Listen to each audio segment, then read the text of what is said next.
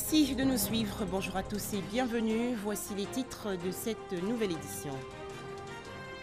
Les audiences accordées par le président de la République de Côte d'Ivoire en marge du 33e sommet de l'Union africaine. Alassane Ouattara a échangé avec Winnie Byanyima, la directrice exécutive de l'ONU-SIDA, Charles Michel, le président du Conseil européen, et Matthew Harrington, un haut représentant du gouvernement américain.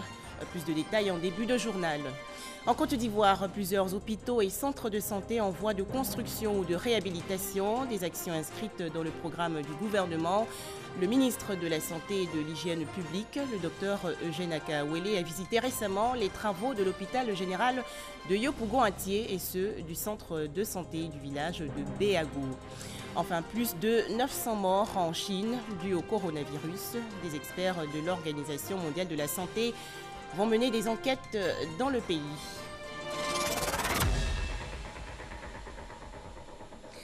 Addis Abeba en Éthiopie accueille depuis hier les travaux du 33e sommet de l'Union africaine. La Côte d'Ivoire est représentée par son président de la République, Alassane Ouattara, qui a accordé 3 audiences en marge de cette réunion de l'UA. Le chef de l'État ivoirien, Alassane Ouattara, a échangé avec Winnie Byanyima, la directrice exécutive de l'ONU-SIDA, Charles Michel, le président du Conseil européen, et Matthew Harrington, un haut représentant du gouvernement américain. Les précisions dans ce reportage de Viviane Haïma. En marge de sa participation à la cérémonie d'ouverture et aux travaux du 33e sommet des chefs d'État de l'Union africaine à Addis Abeba, le président de la République, Alassane Ouattara, a accordé 3 audiences à sa résidence. Il a reçu la directrice exécutive de l'ONU-SIDA, Winnie Byanyima, qui est également secrétaire générale adjointe des Nations Unies. Elle est venue voir son Excellence, Monsieur le Président, pour lui traduire sa satisfaction de ce qui se fait en Côte d'Ivoire en matière de sida, pour féliciter son Excellence, Monsieur le Président de la République, des énormes progrès qui ont été réalisés dans le domaine, pour lui dire également qu'il y a de la marge pour renforcer la prévention, surtout en ce qui concerne les adolescentes. Elle a également dit qu'ils ont discuté des questions de financement et que sur ce financement-là, elle a promis de faire des efforts pour que la Côte d'Ivoire puisse recevoir beaucoup plus de ressources de ce côté-là. Donc elle a fait un plaidoyer pour que, effectivement, Monsieur le Président de la République utilise également ses relations au niveau mondial avec les principaux pays donateurs pour que ces derniers-là puissent accroître leur contribution. Enfin, elle a dit qu'elle était convaincue qu'avec les efforts que nous étions en train de faire, l'objectif d'atteindre le zéro sida à l'horizon 2030 était quelque chose de possible. Le président de la République a également eu un entretien avec le président du Conseil européen, Charles Michel, qui était accompagné du vice-président de la Commission européenne, par ailleurs, haut représentant de l'Union européenne pour la politique étrangère et la sécurité. Je souhaiterais remercier le président Ouattara pour la qualité de la réunion, la qualité des échanges. On a eu l'occasion d'évoquer les progrès qui sont réalisés en termes de développement économique, les réformes aussi pour aller vers davantage d'intégration et plus de perspectives positives pour la région et pour la sous-région. On a abordé aussi les questions sécuritaires, la situation dans le cadre du G5 Sahel, l'importance d'un dialogue avec les différents responsables politiques dans la région. Et merci pour les échanges qui ont été possibles sur ce sujet, et j'ai indiqué la mobilisation de l'Union européenne, des États membres de l'Union européenne.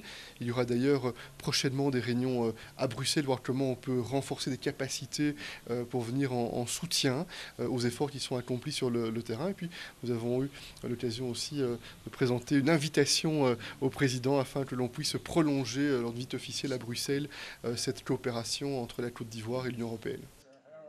Le sous-secrétaire d'État américain chargé des affaires africaines, Matthew Harrington, a également eu un long échange avec le président de la République. Nous avons parlé des progrès économiques en Côte d'Ivoire. Nous sommes très impressionnés par ces progrès économiques. Comme vous le savez, la Côte d'Ivoire a abrité le forum de l'AGOA au mois d'août dernier. Évidemment, c'est un signe de la bonne coopération qu'il y a. Nous comptons faire des progrès et nous comptons également promouvoir le secteur privé en Côte d'Ivoire.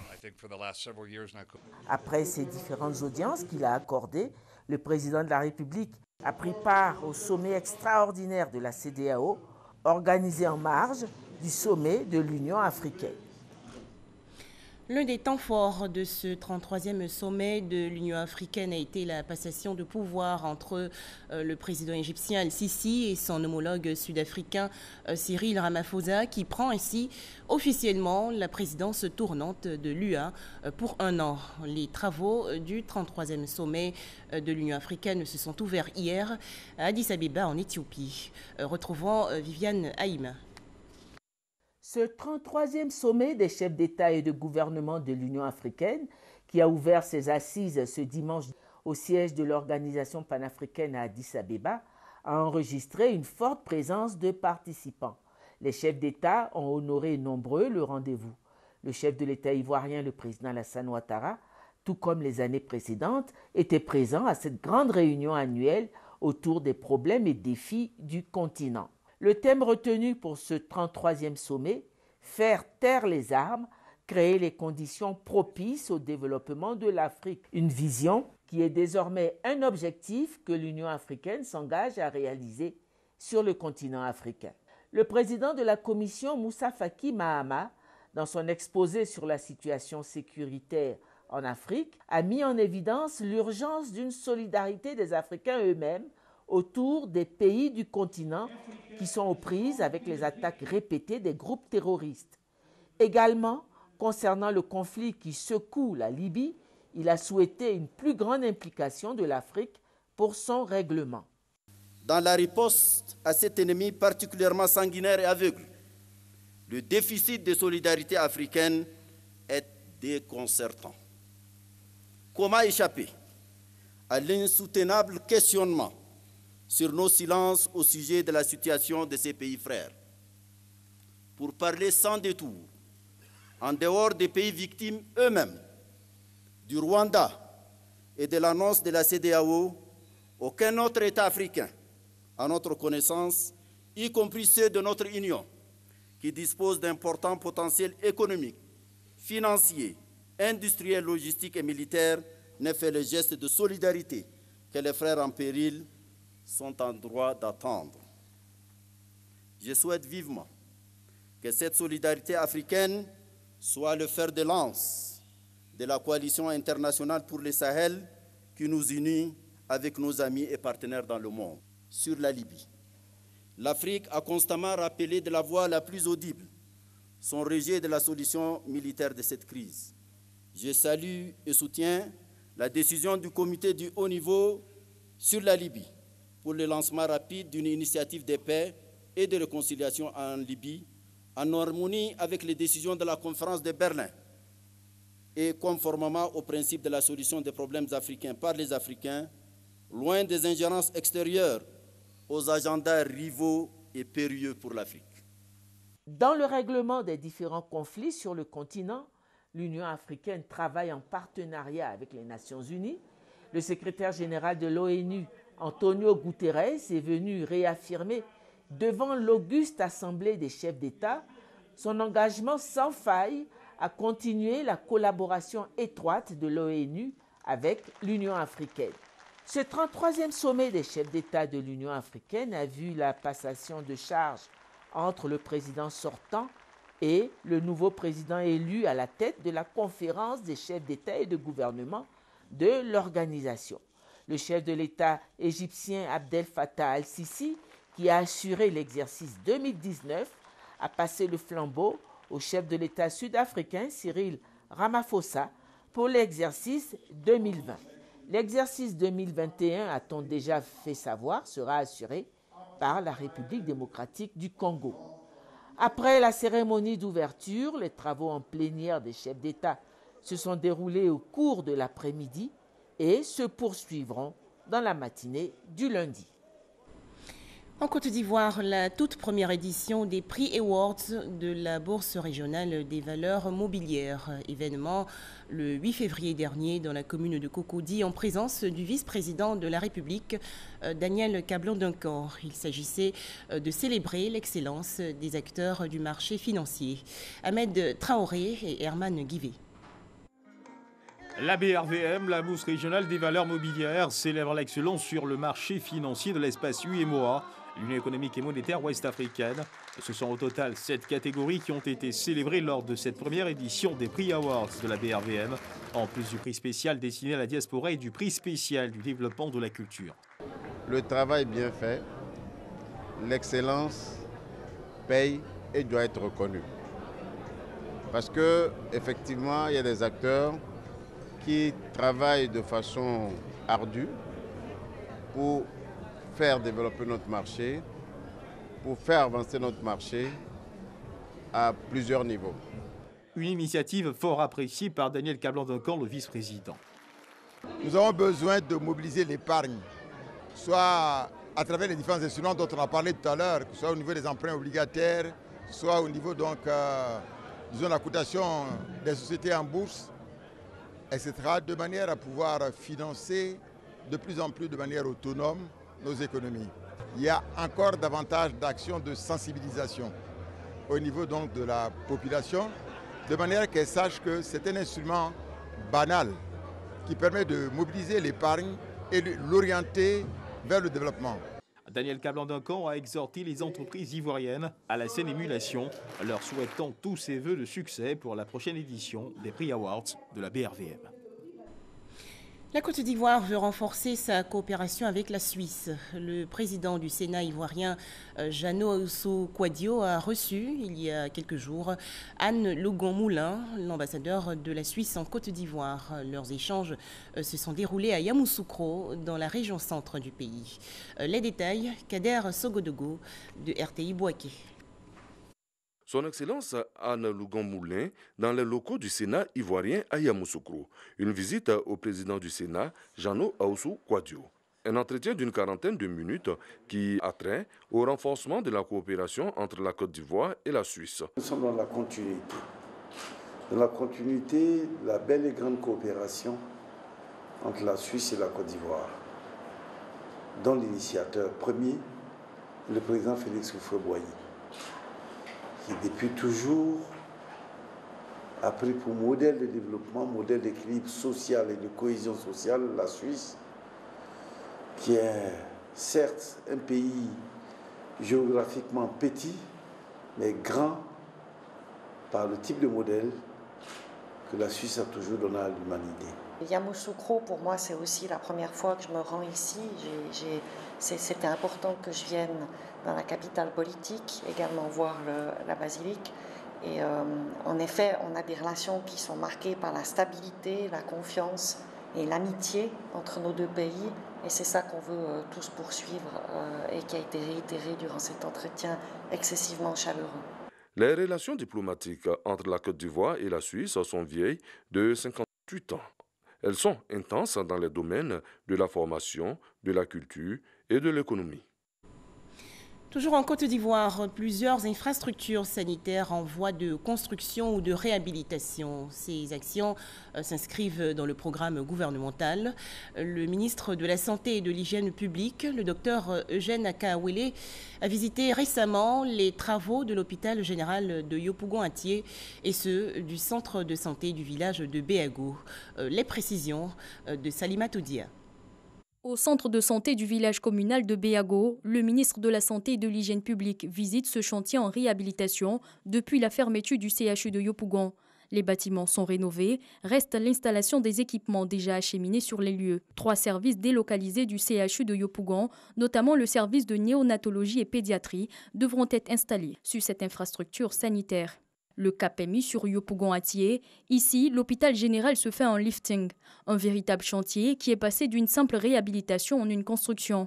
Le ministre Eugène Akaawele annonce l'ouverture imminente. On a pensé à offrir à la population des soins de santé de qualité et de proximité.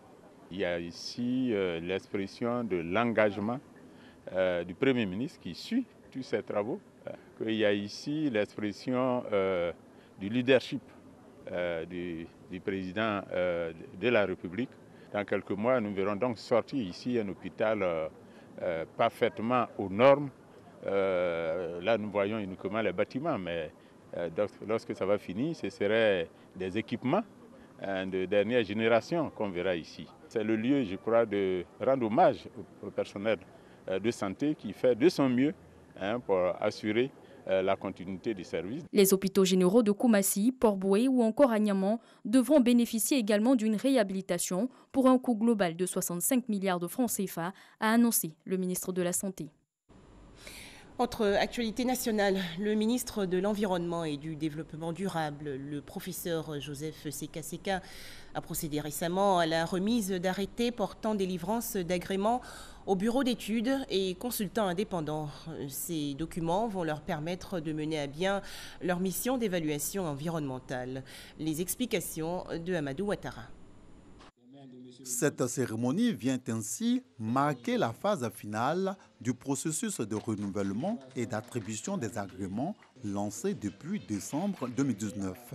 Sur 67 candidatures, ce sont 2 bureaux d'études et consultants indépendants qui ont satisfait aux conditions d'octroi de l'agrément viennent de recevoir ce document qui leur confère le droit d'exercer. Cela selon les exigences du Code de l'environnement qui prévoit la préservation du milieu naturel et humain.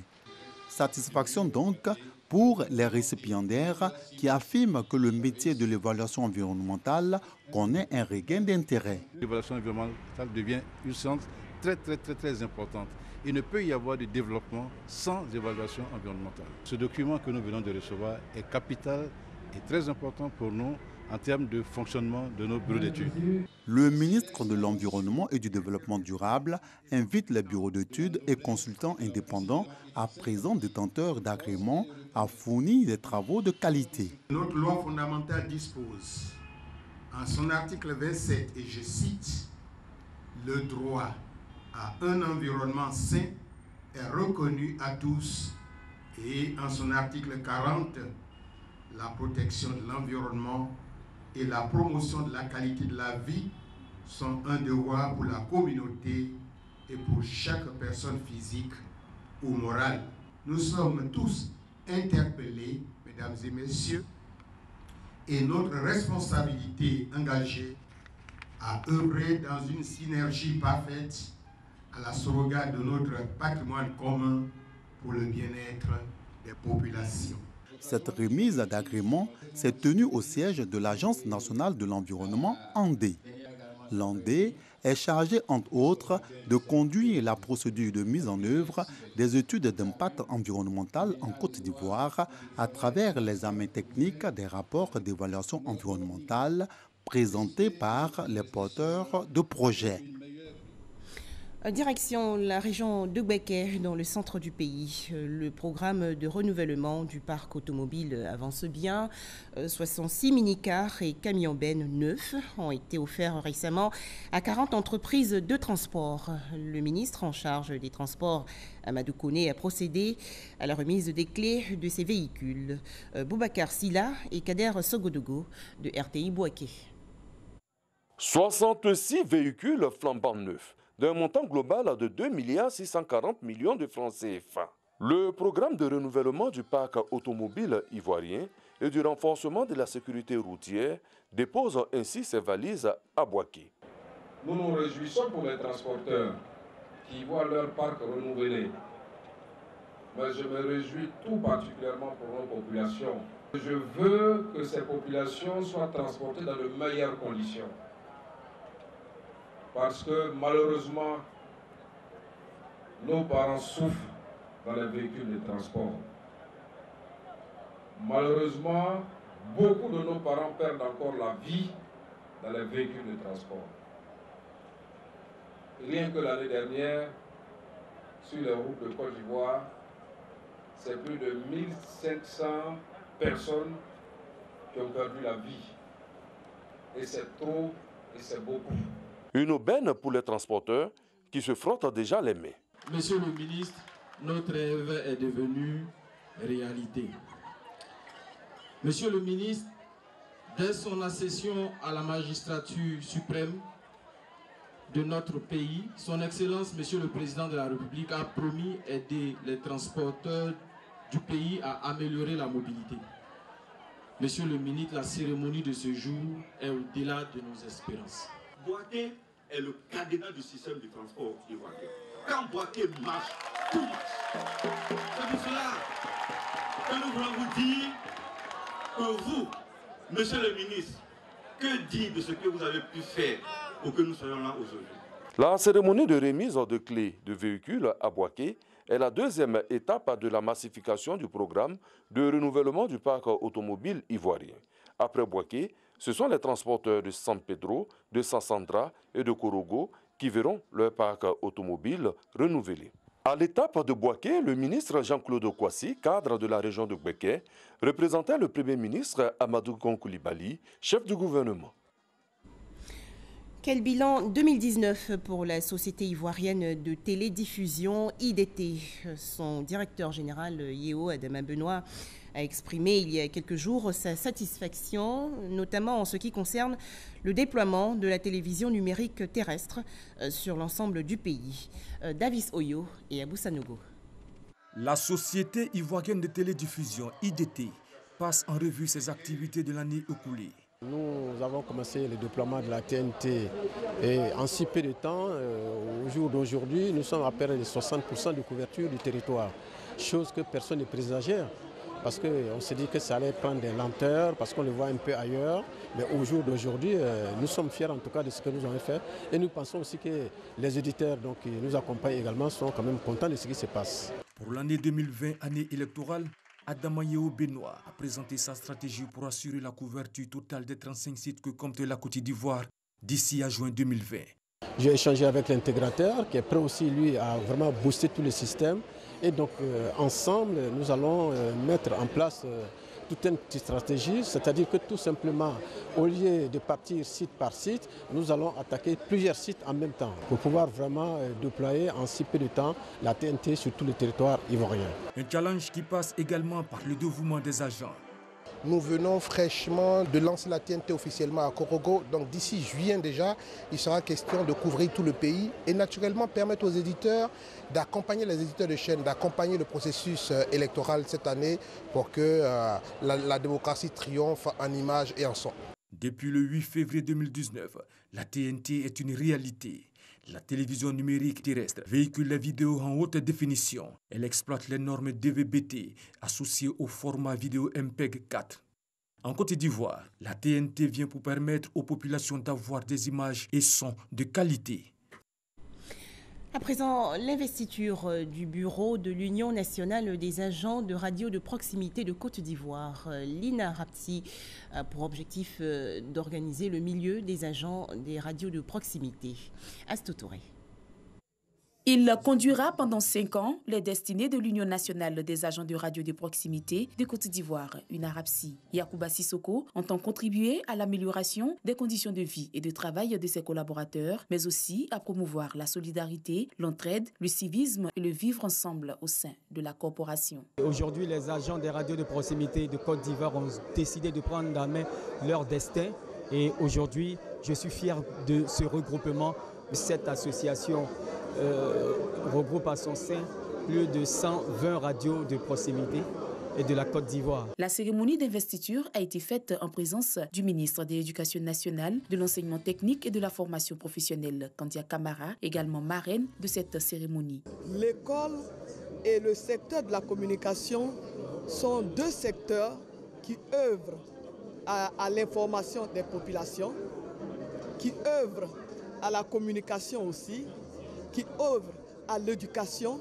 Les radios de proximité, comme le nom l'indique, sont des radios qui sont en contact avec les populations. Et nous, en tant qu'éducateurs, pour nous, les radios de proximité sont des vecteurs qui nous permettent d'être en contact direct avec nos populations. À noter également à cette rencontre la présence du préfet du district autonome d'Abidjan, Vincent Toby Irié, et une délégation du ministère de la Communication et des Médias. Le département d'Abidjan a beaucoup de problématiques.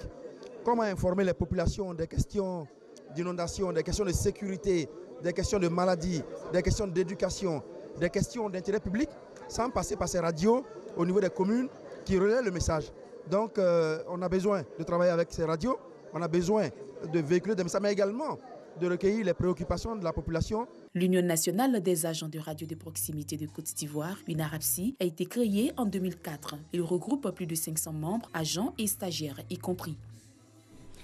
Un forum national consacré à l'éducation entrepreneuriale en Côte d'Ivoire. La deuxième édition a été lancée récemment par la ministre de l'Éducation nationale, de l'enseignement technique et de la formation professionnelle, Kandia Camara. Cette rencontre va se tenir les 26 et 27 novembre prochains à Abidjan autour du thème « Éducation entrepreneuriale, outils novateurs pour la promotion humaine ». Didier Nguessan. Les élèves du préscolaire, du primaire et du secondaire sont éduqués à la culture de l'entrepreneuriat.